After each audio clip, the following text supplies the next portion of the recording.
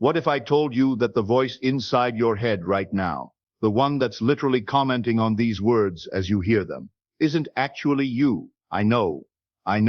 You're probably thinking, that's ridiculous.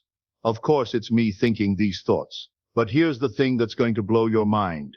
You didn't choose to have that reaction. You didn't consciously decide to think that's ridiculous.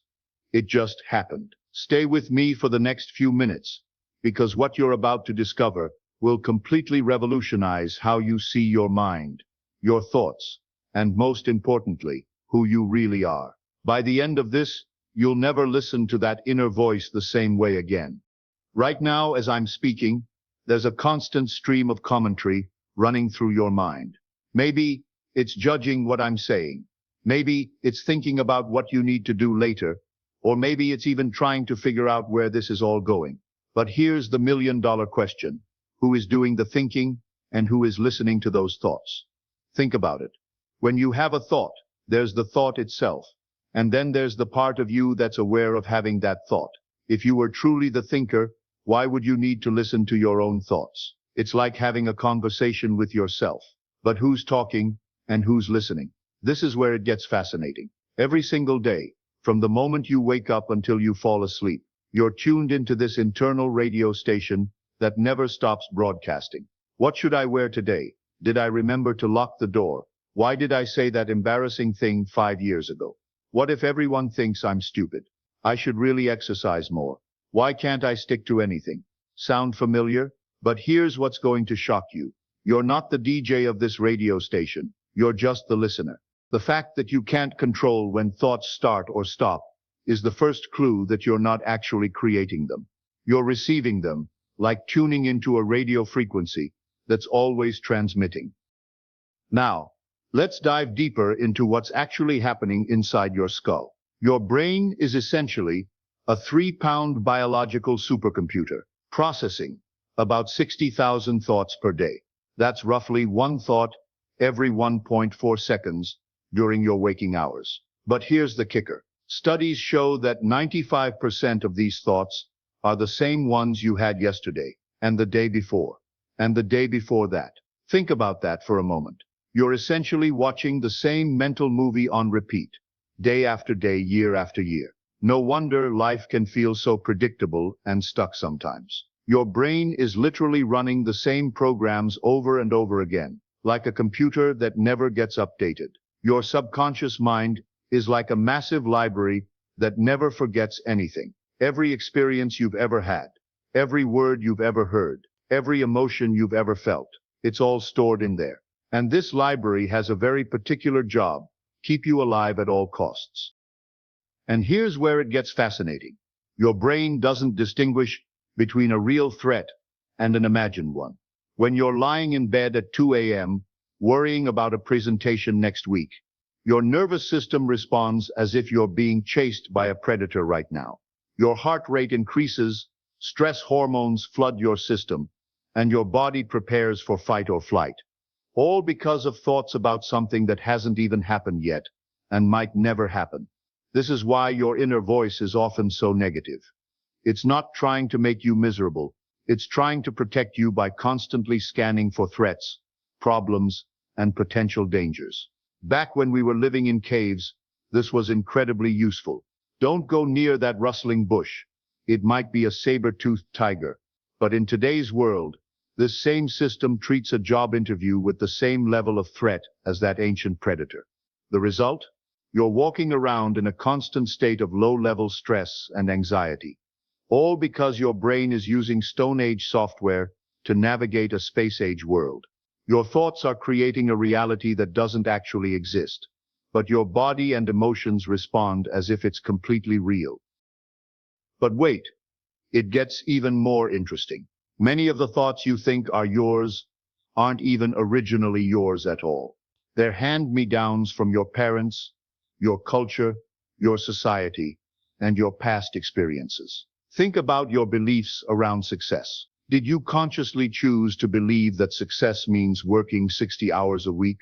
Or did that belief get programmed into you by watching your parents, your teachers, the media?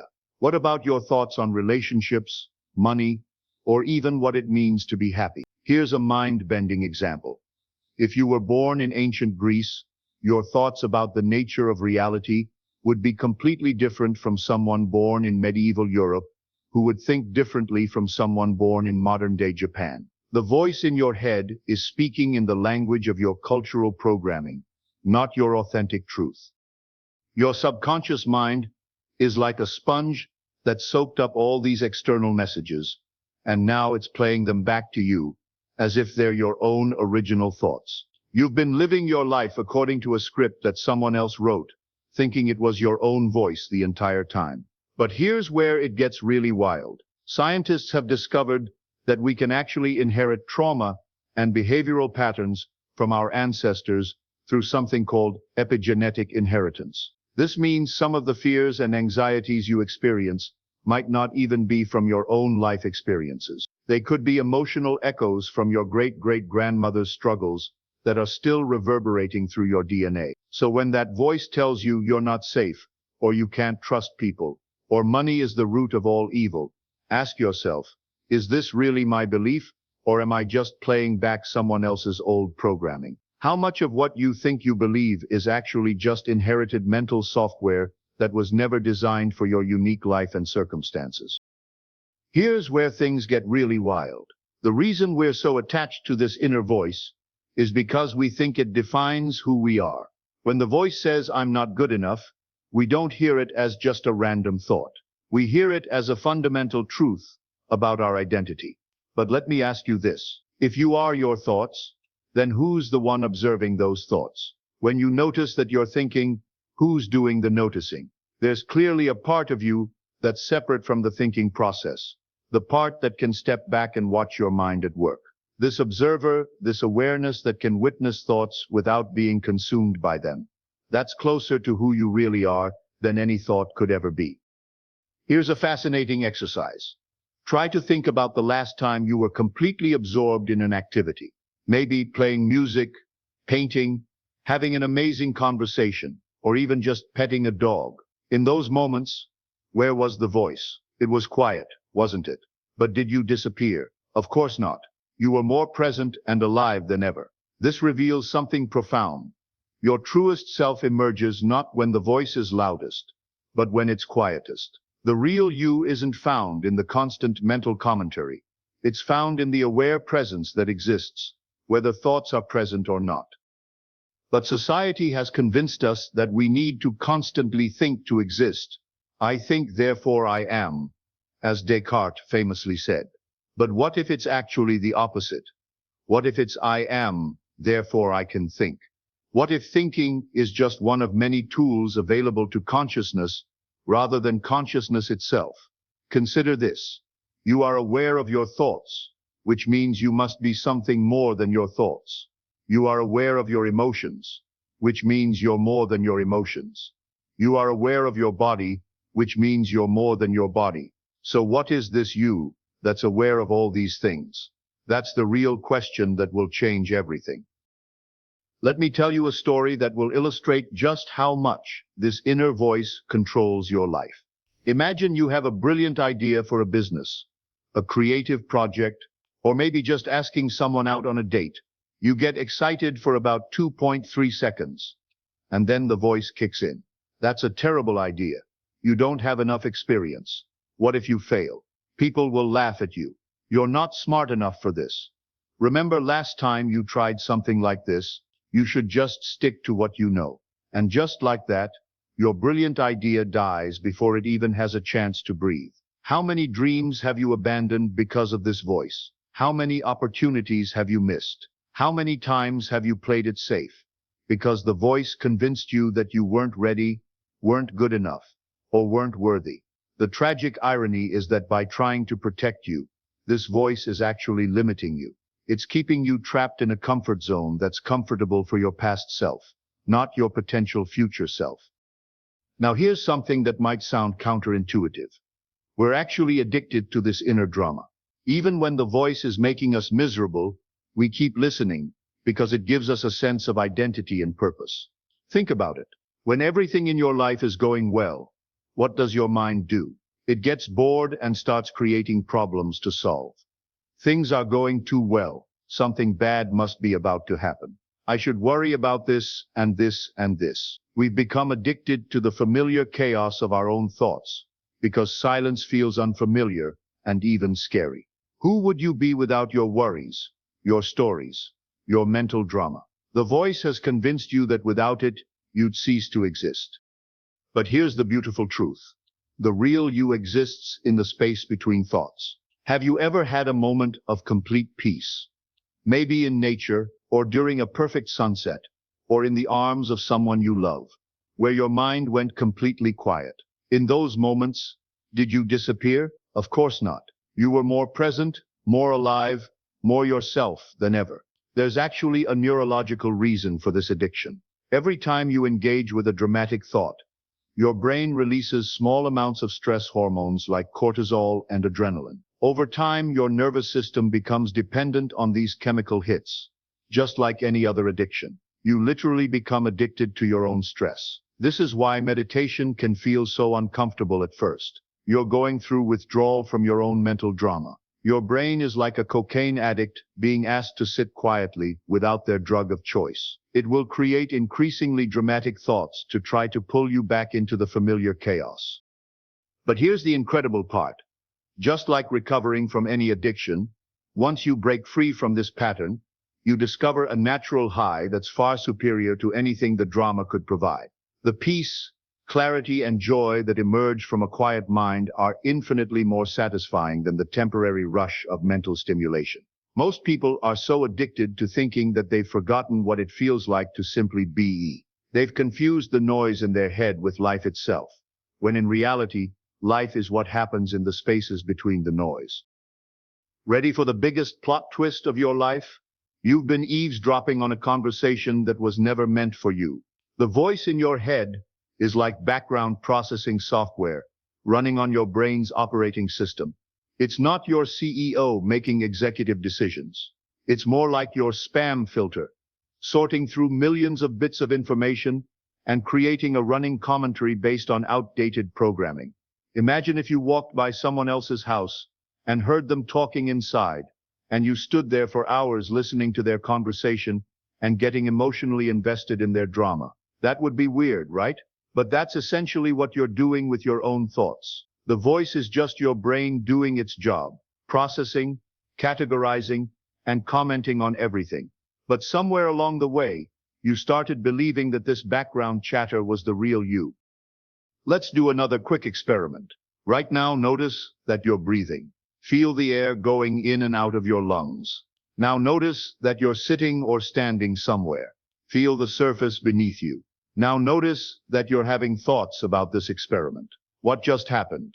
There was the breathing, the sitting, the thinking, and then there was you, noticing all of it. The you that notices is fundamentally different from the things being noticed. Your thoughts, emotions, and sensations are like clouds passing through the sky of your awareness. The clouds change constantly, but the sky remains unchanged. This awareness, this witness consciousness, doesn't have opinions about what it observes. It doesn't judge, criticize, or create stories. It simply sees what is. And this awareness is available to you 24/7. But most of the time, you're too busy listening to the voice to notice it. And here's what's absolutely mind-blowing about this. This awareness has been with you your entire life, completely unchanged. The thoughts of a 5-year-old you are completely different from your thoughts now. But the awareness that witnessed those childhood thoughts is exactly the same awareness that's witnessing your thoughts right now. Your body has changed. Your personality has evolved. Your beliefs have shifted. Your circumstances have transformed. But the pure awareness that observes all of this has remained constant and untouched. It's like a movie screen that shows thousands of different films but never becomes any of them. Think about your memories. When you remember being 7 years old, who's doing the remembering? It's the same consciousness that was there when you were 7, still here now, observing the memory. This awareness is literally timeless. It exists outside of the story of your life, while simultaneously being the witness to every moment of it. This is why spiritual traditions throughout history have pointed to this awareness as your true nature. It's not just a part of you. It is you. Everything else, thoughts, emotions, personality, even your body, are temporary experiences arising within this eternal awareness. Most people live their entire lives without ever recognizing this aware presence that they truly are. They get so caught up in the content of consciousness, the thoughts, emotions, and sensations, that they never notice consciousness itself. It's like being so fascinated by the movies on a screen that you never notice the screen itself. But here's where everything changes. The moment you realize you're not your thoughts, you gain the power to choose which ones to believe. It's like discovering you have a remote control for your mind that you never knew existed.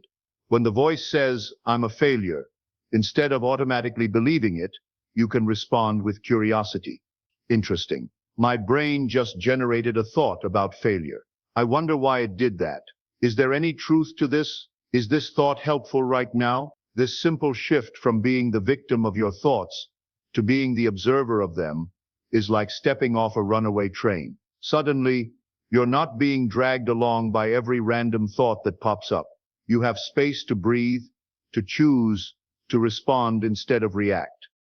So how do you actually break free from this mental prison?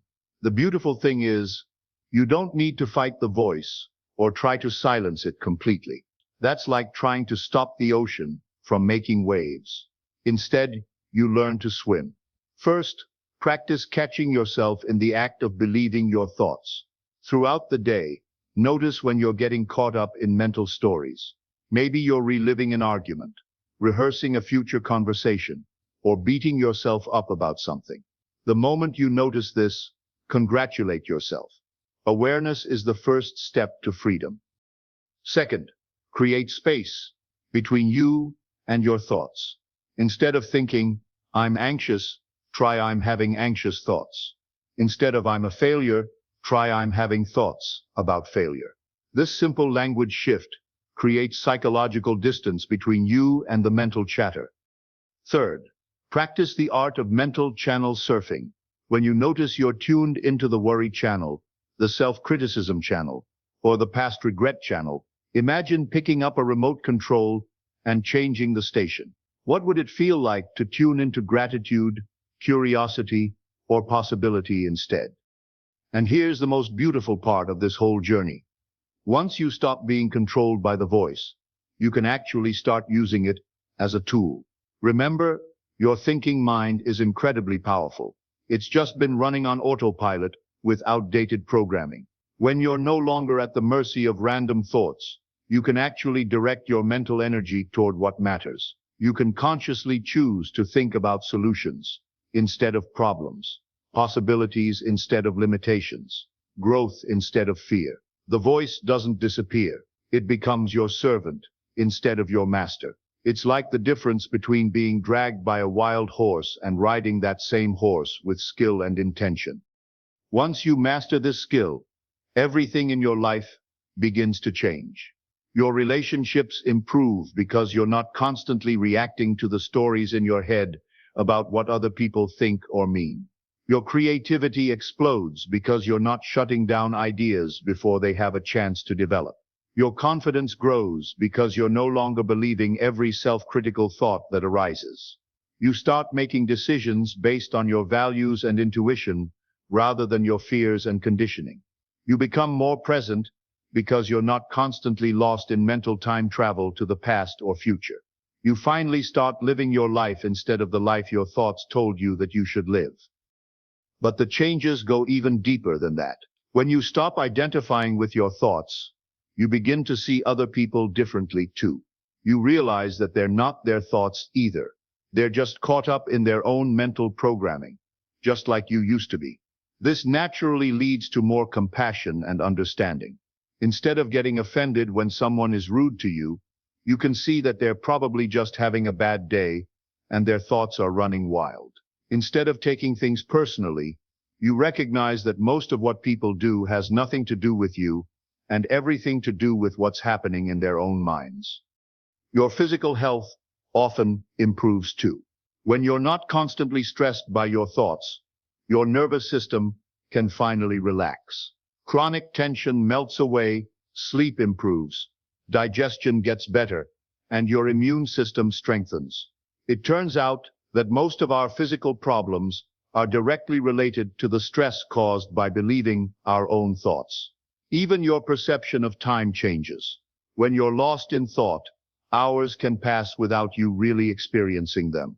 But when you're present and aware, each moment becomes rich and full. 5 minutes of true presence can feel more satisfying than hours of mental distraction. People will start to notice something different about you.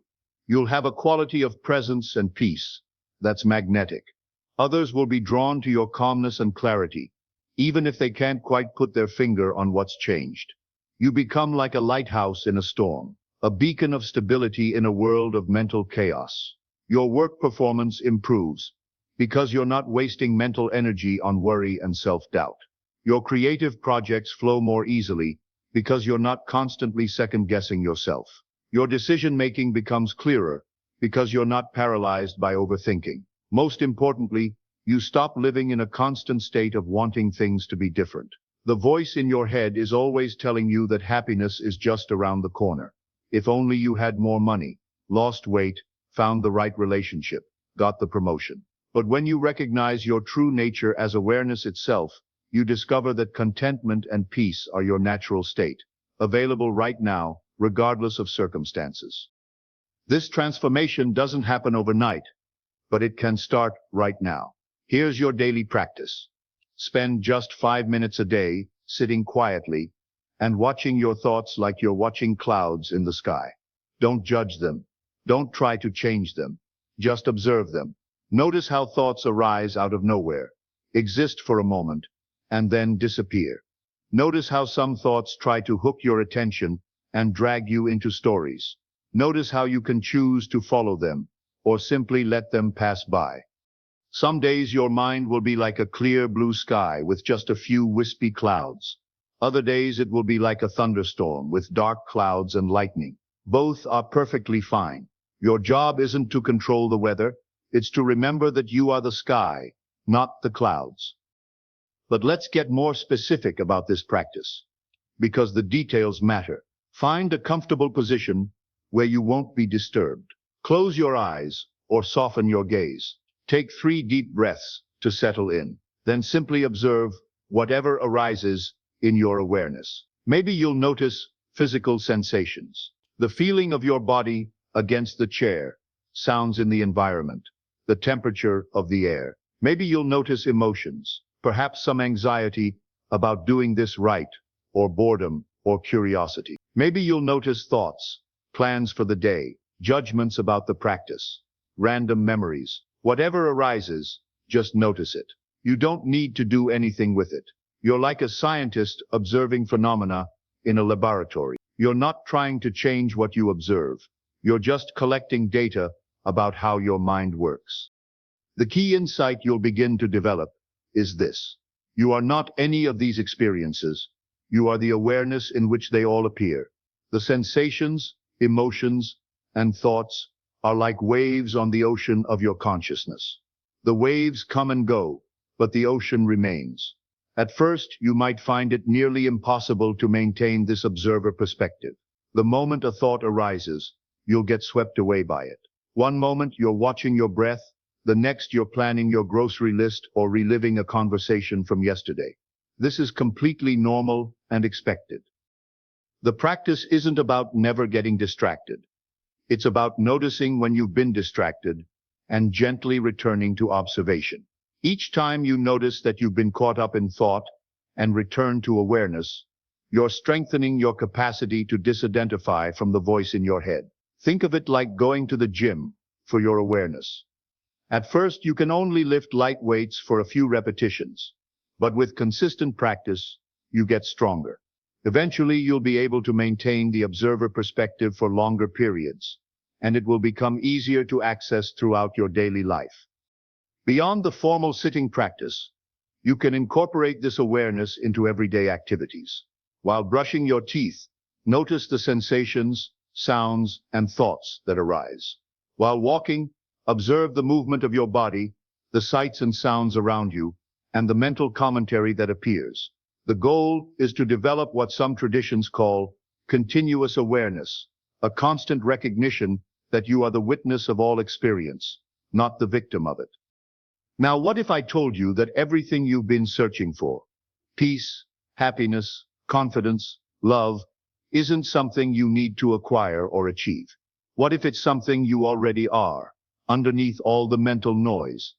When you stop identifying with the voice in your head, you discover that your natural state is actually one of peace and contentment. All the seeking, striving, and suffering comes from believing the stories your mind tells you about what you need to be happy. Think about young children.